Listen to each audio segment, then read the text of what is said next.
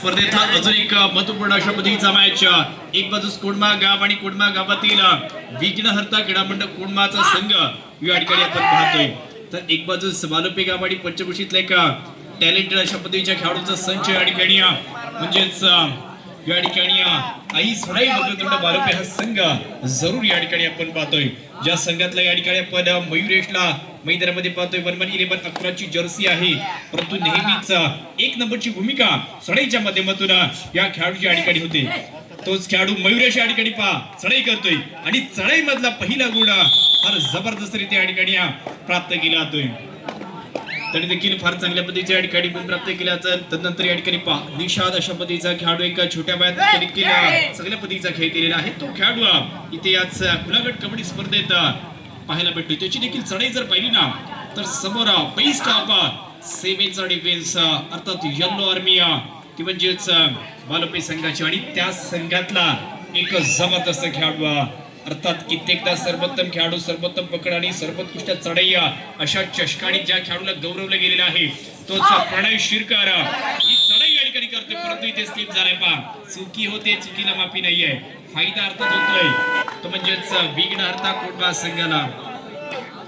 Third रे आणि तिसरी चढाई या ठिकाणी आल्यानंतर ज्याच्यामध्ये या ठिकाणी काय झाले तर 2 गुण मिळालेत अर्थात सनिया आणि अजय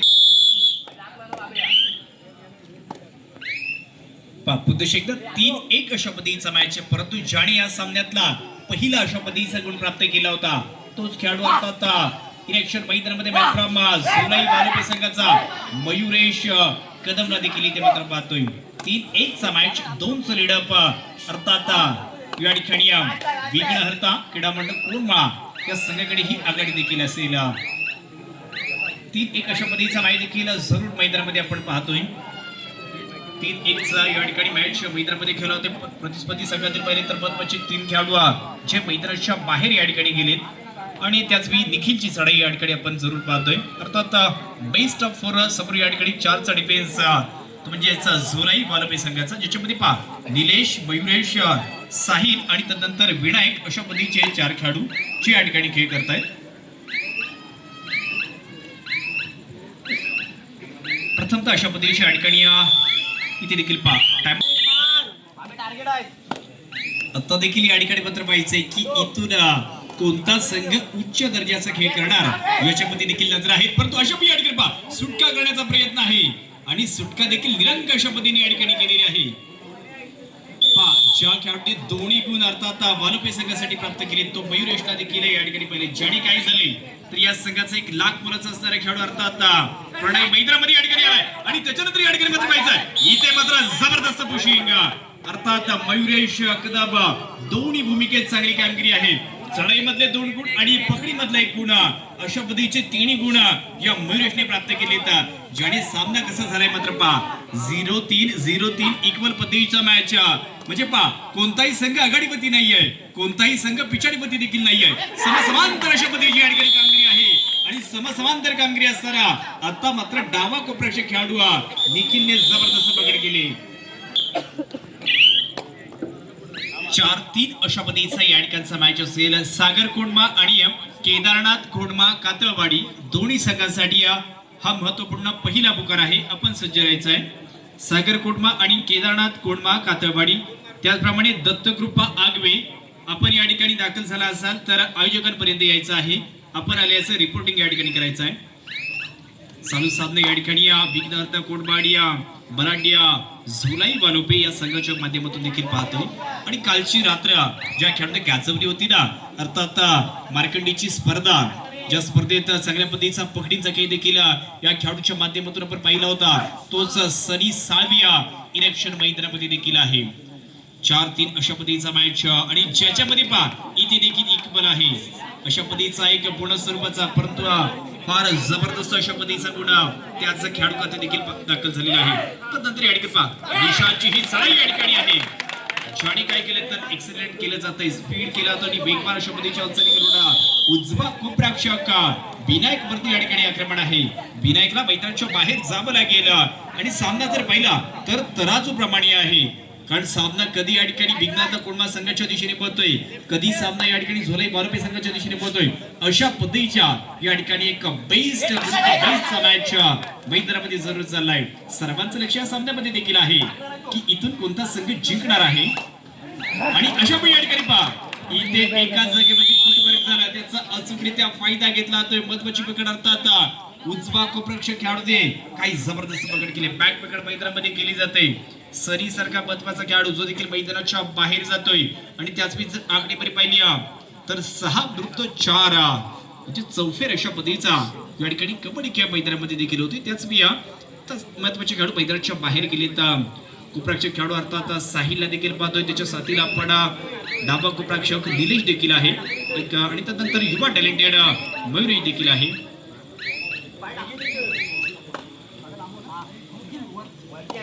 तदनंतर या ठिकाणी मयुरेश याला देखील पाहतोय. 4 मधील 3 जर गुण कोणी प्राप्त केलेत तर तो हा मयुरेश या ठिकाणी आहे.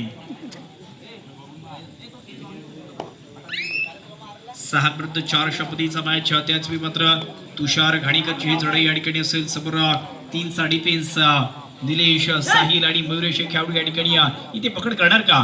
कारण जर पकड झाली तर सुपर टॅकल समजलं जाईल. अशा वेळा सुपर डुपर हिट अशा पद्धतीची या ठिकाणी भूमिका होईल का? वारंवार आक्रमण केले जाते. दोन्ही कोपऱ्यामध्ये या खेळाडूला पाहतोय.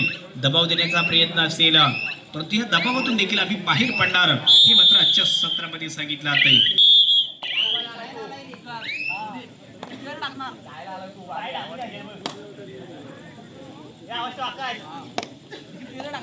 आता मात्र या ठिकाणी 5-6-4 मॅच. अशा वेळी ही सोडा या ठिकाणी मयुरेशची असेल आणि तो मात्र पहा आक्रमण या ठिकाणी करेल का की प्रति आक्रमण या ठिकाणी होणार आहे. अशा वेळी इथे मात्र बोनस गुण प्राप्त होते. महत्वाच्या क्षणात मयुरेश आणि संपूर्ण बालोपे संघाला हा गुण इथे प्राप्त झालाय. 3rd red. ही चढाई तिसरी आहे आणि निर्णायक देखील असेल कारण की पकड झाली तर सुपर टॅकल समजला जाईल पण तो गुण प्राप्त झाला तर 2च्या दिशेने वाटचाल देखील या ठिकाणी होणार आहे. आणि त्यावेळी जर पाहिलं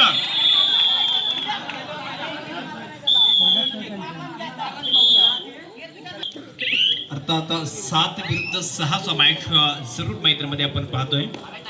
7-6 अशा पद्धतीचा मॅच मैदानामध्ये या ठिकाणी आहे. आणि त्याच वेळी ज्याने खऱ्या अर्थाने पहिल्या डाबात जबरदस्त कामगिरी केलेली आहे तोच बालोपे संघाचा आणि प्रामुख्याने गुरुकुल चिपळूणचा एक जबरदस्त खेळाडू मयुरेश या ठिकाणी पाहतोय. कालची रात्र देखील आपल्या चतुरस्र खेळामध्ये गुरुकुलचा संघ फायनल येण्यामध्ये यांनी देखील चांगली कामगिरी केली होती.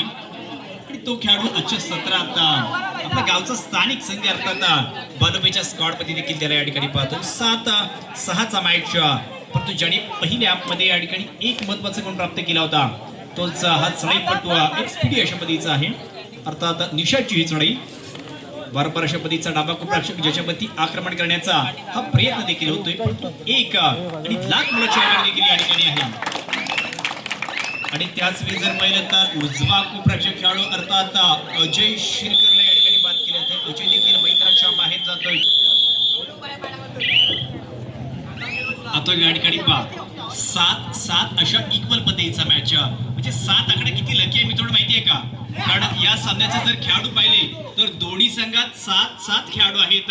सामन्याचा कालावधी पाहिला तर कालावधी देखील 7 आहे आणि मैदानामध्ये आकडेवारी देखील पाहिली तर 7-7 आहे. म्हणजे मी काय म्हणेन 7 खेळाडूंना 7 खेळाडूची साथ मिळाली तर एका संघाची या ठिकाणी बाद बनणार आहे. आणि बाद बनत असताना मयुरेशने काय खेळ केलाय 1-1-11 या ठिकाणी जर्सी परंतु 1 नंबरची भूमिका ज्याने या ठिकाणी केलेली आहे. 8-7चा मॅच. पुन्हा एकदा 1चं लीड अप परंतु फार महत्वाचं या ठिकाणी आहे ते याच बालोपे संघाकडे.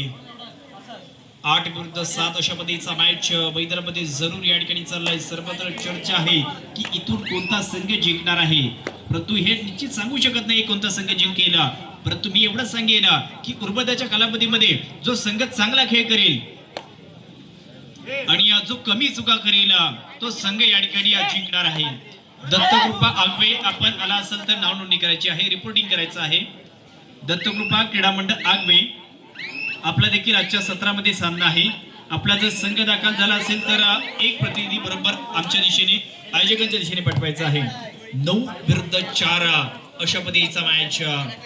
9 विरुद्ध या ठिकाणी 7 अशा पद्धतीचा मॅच जरूर या ठिकाणी 2चं लीड अप अर्थात या ठिकाणी बालोपे संघाने परंतु ज्याच्याकडे 4 खेळाडू आहेत परंतु ज्याच्यातील इथे मात्र व्हायचा आहे, हा निर्णय कशा पद्धतीचा आहे.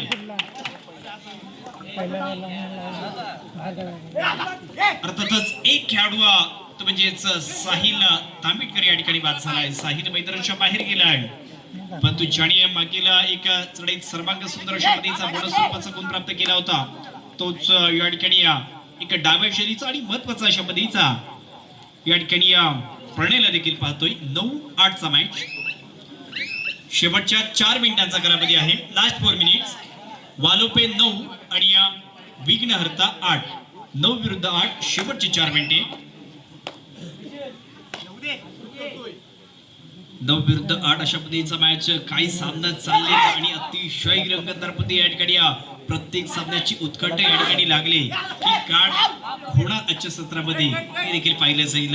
परंतु आज पाहिले ना तर महत्वाचे 4 संघ आहेत ते सेमी फायनल मध्ये देखील जाणार आहेत. कोणते तरी 4 संघ जे 2 सामने जिंकतील असे 4 संघ या ठिकाणी सेमी फायनल मध्ये जातील. म्हणजे ज्यांच्याकरिता कोणता तरी चषक आणि कोणतं तरी पारितोषिक देखील.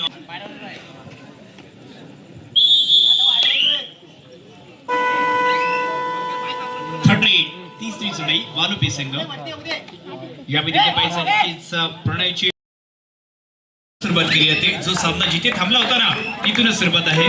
थर्ड रेड विघ्नहर्ता कोंडमा संघ. ही चढाई या ठिकाणची तिसरी आहे.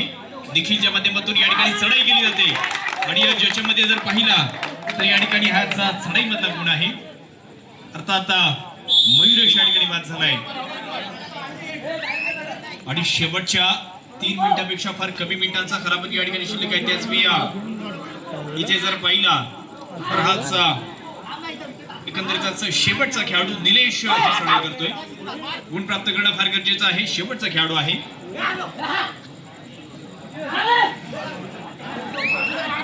शेवटची काही सेकंद.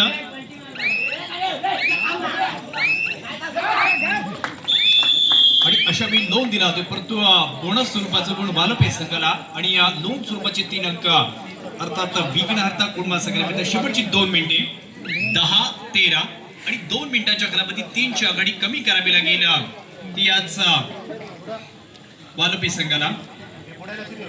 एकंदरीतच 10-13 चा मॅच कशा पद्धतीने खेळ केलाय तर पहिला सुंदर अशा पद्धतीचा नोंद देखील दिलेला आहे.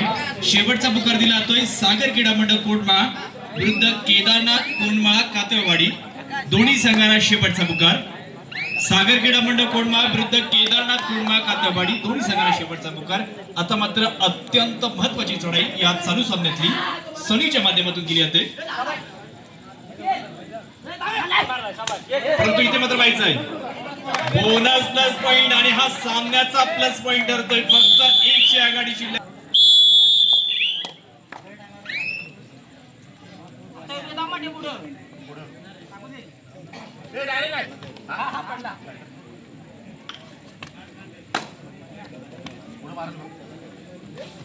आता मात्र निर्णायक काही सेकंद शिल्लक आहेत. मिनिटं देखील नाही आहेत, फक्त सेकंद आहेत आणि ज्याच्यामध्ये 12-13 चा मॅच या ठिकाणी आहे.